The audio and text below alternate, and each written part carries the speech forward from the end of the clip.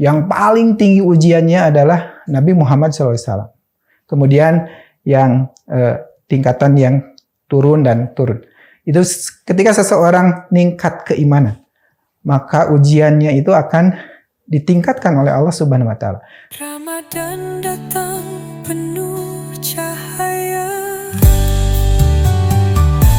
Cahaya keagungan remah rahmatnya. Doa lirih terdengar di bibir, mohon ampunnya atas segala dosa. Ramadan kita Ramadan ampunan. Ramadan kita Ramadan penuh cinta. Ramadan kita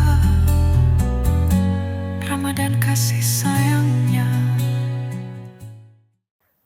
Innal hamdalillah nahmaduhu wa nasta'inuhu wa nastaghfiruh wa na'udzu billahi min shururi anfusina wa min sayyiati a'malina may yahdihillahu fala mudhillalah wa may yudlil fala hadiyalah. Asyhadu an la ilaha illallah wahdahu la syarikalah wa asyhadu anna Muhammadan abduhu wa rasuluh. Amma ba'du. Ikhwan TV Persis yang dimuliakan oleh Allah Subhanahu wa taala. Alhamdulillah kita bisa bertemu dalam acara Ramadan kita. Mudah-mudahan Allah Subhanahu wa taala memberi kepada kita magfirah dan rahmatnya, dan kita bisa mengambil manfaat dari apa yang kita lakukan setiap saat. Hadirin ikhwan TV Persis yang dimuliakan oleh Allah Subhanahu wa taala. Pada saat ini, pada kesempatan ini, saya ingin membahas mengenai fitnah yang ada di dalam surat Al-Ankabut ayat pertama, kedua, dan ketiga. Allah Subhanahu wa taala di dalam surat Al-Ankabut itu mengungkap tentang fitnah. Ayat lengkapnya, a'udzubillahi minasyaitonirrajim, alif lam mim, ahasiban nas ayyutraku ayyaqulu amana wa hum la yuftanun. Walaqad fatannal ladzina min qablihim fala ya'lamannallahu alladhina shadaqu wa la ya'lamannal kadhibin. Artinya kurang lebih alif lam mim, alif lam dan mim. Kemudian ahasiban nas ayyutraku, apakah manusia itu mengira ayyutraku mereka akan dibiarkan, ayyaqulu amanna mengatakan kami telah beriman, wahum la yuftanun padahal atau sedangkan mereka tidak diuji. Walaqad fatannal ladzina min qablihim, sungguh kami telah menguji orang-orang sebelum mereka. Fala ya'lamannallahu alladzina shadaqu, kemudian Allah pasti akan mengetahui orang-orang yang benar. Wala ya'lamannal kadhibin, dan Allah akan mengetahui para pendusta. Ikhwatu iman rahimakumullah. Di dalam ayat kedua ini ada kalimat la yuftanun. Yuftanun itu artinya dipitnah. Kemudian ayat ketiga walaqad fatannal ladzi. Fatanna itu artinya dipitnah. Yuftanun itu akan dipitnah, kalau fatanna itu telah dipitnah. Fitnah itu secara bahasa itu artinya al-ibtila. Al-ibtila itu kalau kita artikan dalam bahasa kita adalah ujian, cobaan. Kemudian secara istilah fitnah itu adalah ikhraqud dahab wal fiddah liyat binari liyatamayyajal khabis minal jayyid. Fitnah itu adalah membakar emas dan perak untuk membedakan, untuk memisah dan memilih mana yang asli, mana yang murni, mana yang kotorannya. Jadi secara bahasa simpel, fitnah itu adalah cara memurnikan emas dan perak. Cara memurnikan emas dan perak. Sebagai contoh, kita di Bandung lah istilahnya. Di Bandung itu banyak perhiasan dari emas. Itu bukan emas yang murni. Kualitas bukan emas murni. Contohnya begini. Kalau ikhwan rahimakumullah membeli emas, ibu-ibu biasanya yang beli emas, itu 10 gram contohnya misalkan. Itu dari 10 gram itu yang dibeli biasanya bukan murni emasnya 10 gram. Tapi ada campuran yang lain. Ada campuran yang lain. Kalau emas murni, itu kualitasnya diukur dengan karat. Artinya kalau 10 gram, 24 karat, maka emasnya semua 10 gramnya emas. Nah kalau setengahnya, misalkan emasnya, itu setengah dari 24, 12. Maka yang 12 itu setengahnya, namanya 12 karat. Nah kalau misalkan membeli 10 gram, emas 12 karat, berarti yang emasnya 5 gram, campurannya 5 gram. Jadi 10 gram semua, digabung semua.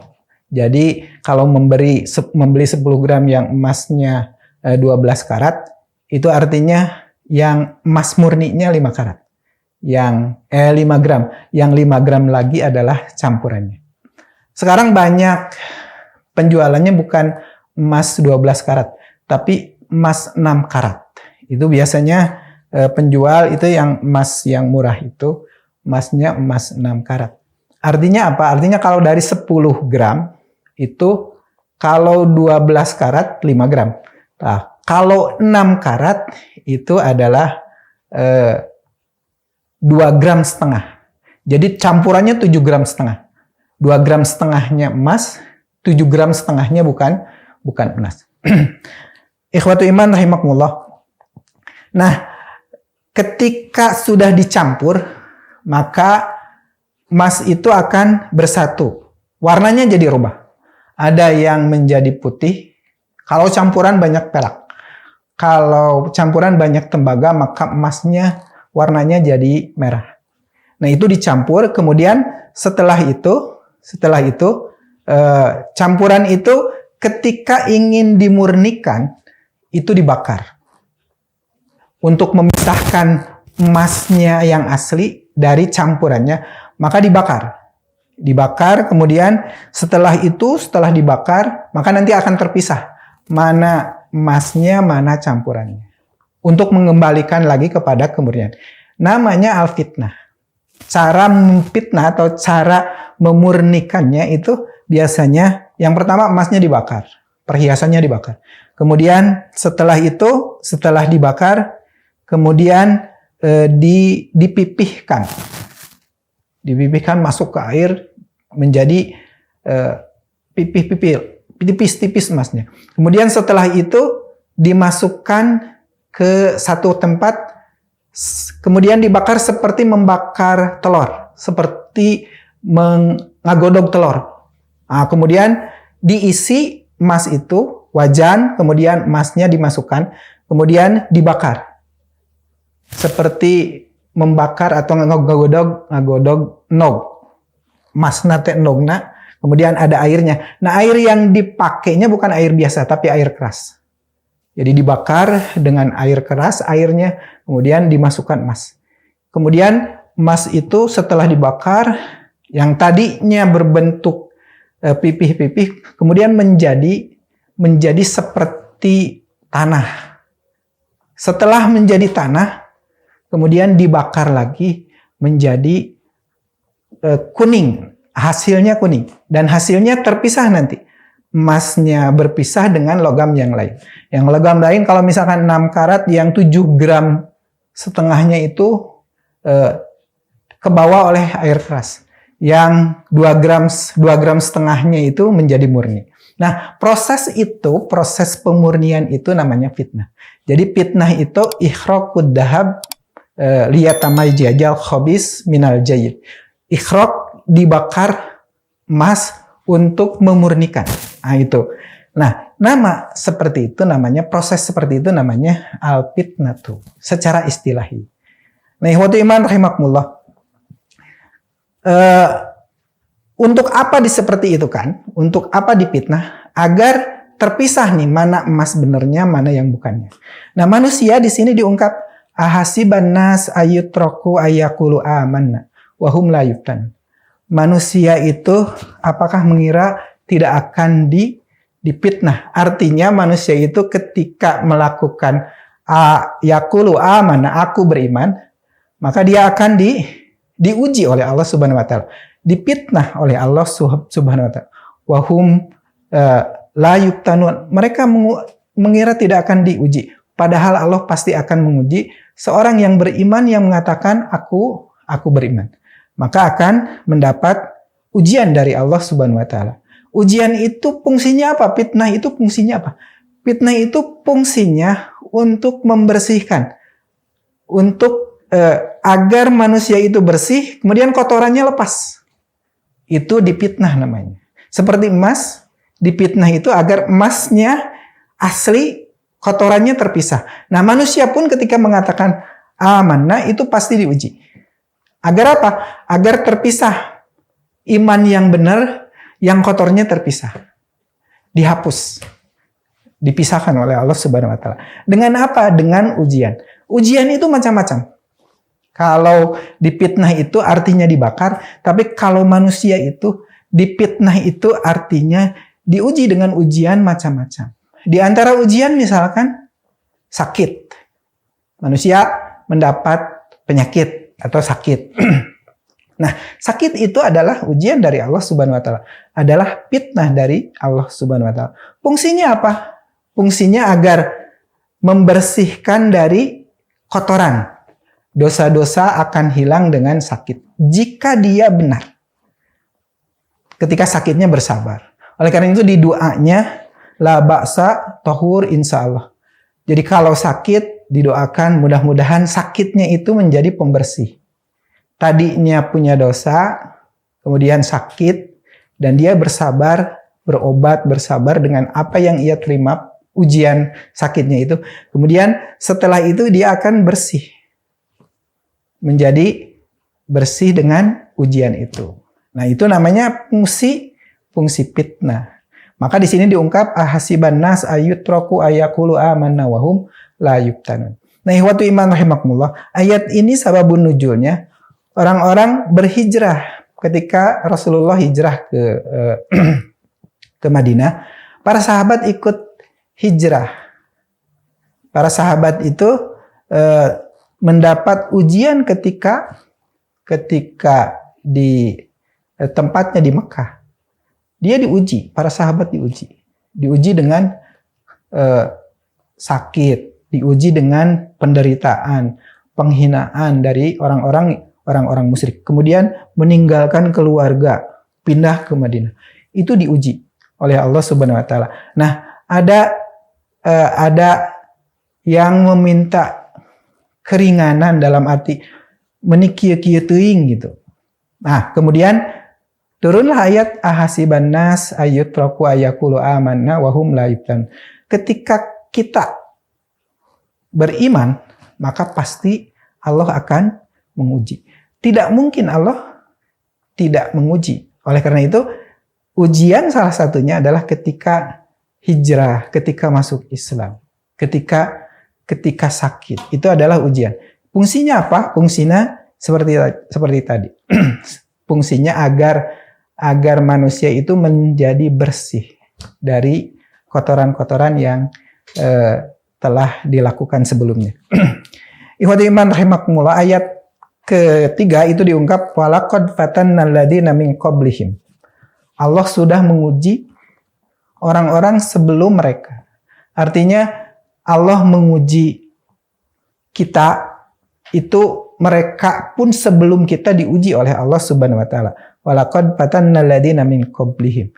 Gunanya itu pala ya'lamannallahu alladzina shadaqu, agar Allah mengetahui mana yang benar, wala ya'lamannal kadhibin. Mana yang dusta? Artinya nanti terpisah nih yang benar dan yang dusta. Dengan apa? Dengan fitnatun. Imannya benar apa tidak? Nah, itu diuji dengan fitnatun. Dulu orang-orang sebelum para sahabat, sebelum Nabi Muhammad itu diuji oleh Allah Subhanahu wa taala dengan berbagai macam fitnah. Namanya walaqad fatannal ladina min qablihim. Nah, ikhwatu iman rahimakumullah.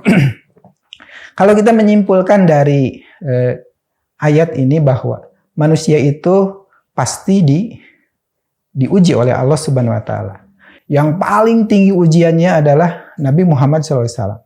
Kemudian yang tingkatan yang turun dan turun. Itu ketika seseorang meningkat keimanan, maka ujiannya itu akan ditingkatkan oleh Allah Subhanahu wa taala. Seperti ketika SD ujiannya selevel SD, ketika SMP ujiannya selevel SMP, sanawiyah ujiannya selevel sanawiyah. Tapi makin tinggi orang, maka makin berat ujian. Makin tinggi kualitas seseorang, maka akan makin berat ujiannya. Seperti Rasulullah SAW, makin tinggi kualitas nomor satu manusia adalah Rasul, maka ujian Rasul itu adalah ujian yang paling berat yang diterima oleh basyarun manusia. Ini diungkap di sini. Maka kualitas Rasul itu adalah kualitas yang terbaik karena diuji dengan berbagai macam. Ada satu ibadah, bukan satu ibadah tapi banyak ibadah. Itu semisal fitnatun, semisal ujian. Contohnya misalkan al-jum'atu ilal jum'ati kafaratun lima bainahuma. Ibadah Jum'ah dari Jum'ah ke Jum'ah adalah penghapus dosa. Kafarah lima bainahuma. Di antara Jum'at dan Jum'at. Nah, ini artinya apa? Artinya ibadah Jum'ah itu bisa menghapus, meningkatkan kualitas seseorang. Dalam artian nanti ibadah pun termasuk fitnah dari Allah Subhanahu. Ujian bagi manusia. Saum juga sama. Saum ar-Ramadan ila Ramadan. Sekarang Ramadan. Nanti Ramadan. Sebelumnya Ramadan. Nah, antara Ramadan yang kemarin dengan Ramadan sekarang adalah kafaratun lima bainahuma. Itu menjadi kafarah. Kafarah itu artinya penghapus, penutup dosa.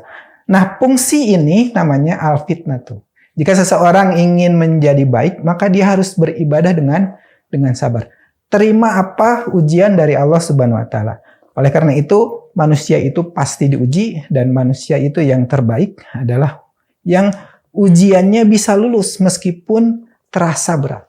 Bisa melakukan dengan sabar, di antaranya bisa melakukan dengan benar. Nah, ini saum ini adalah fitnah bagi orang-orang yang beriman. Ujian bagi orang-orang yang beriman agar kualitas imannya menjadi baik. Ketika misalkan ingin menjadi baik, itu harus dipisahkan yang kotornya dengan yang murninya.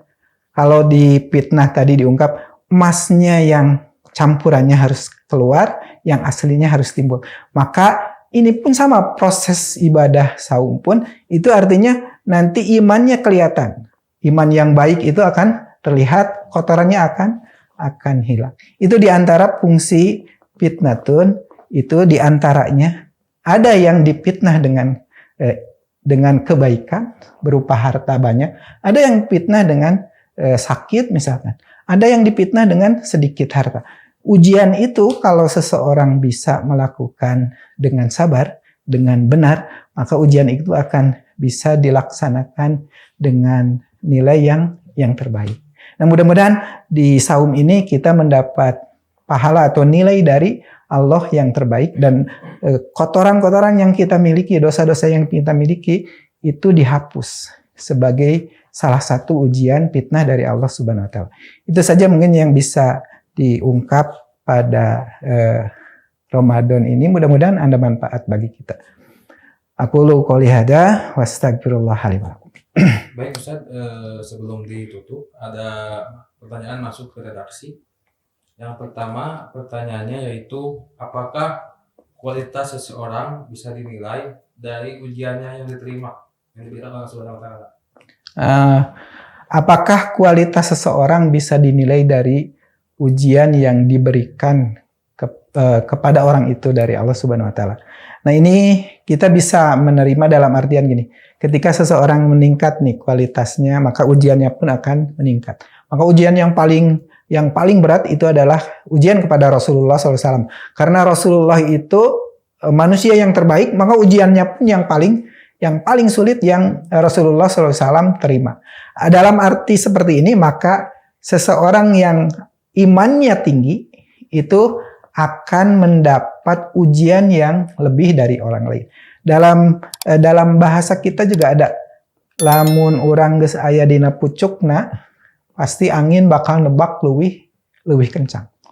Jadi kalau sudah di atas itu ujiannya pasti lebih banyak, lebih berat. Nah, di situ menunjukkan bahwa ketika kita naik kualitasnya, ujiannya pun akan sebanding dengan kualitas yang bisa yang dilihat dari orang itu.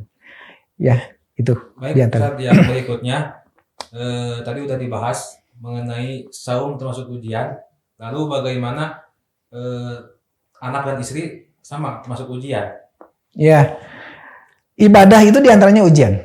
Agar misalkan fungsi ibadah hampir semua itu menghapus dosa. Ketika kita ingin bersih, itu kita ingin tobat misalkan dari kotoran, dari dosa-dosa yang kita lakukan, maka kita harus meninggalkan dosa itu. Kemudian kita harus melakukan kebaikan. Di antaranya kita harus melakukan ibadah kepada Allah Subhanahu wa taala. Nah, fungsinya di antara itu lain ngan wungkul ninggalkeun, tapi kudu ngalakukeun kahadian. Nah, itu adalah ujian. Nah, saum pun sama. Ketika Allah Subhanahu wa taala memerintah, maka itu adalah bagian dari ujian yang Allah berikan kepada kita. Nah, istri pun ketika kita misalkan kita beribadah di pernikahan, kita memiliki istri, kita memiliki anak. Itu adalah satu ibadah. Kemudian ada ujian di situ. Nah, ujian di antaranya adalah ujian berupa anak, ujian berupa istri. Itu adalah satu ujian. Untuk apa diuji? Agar misalkan untuk menaikkan ibadah, kualitas kita menjadi naik. Ketika kita bisa melewatinya dengan benar, bersabar dan benar melakukannya, maka kebahagiaan pasti akan kita terima.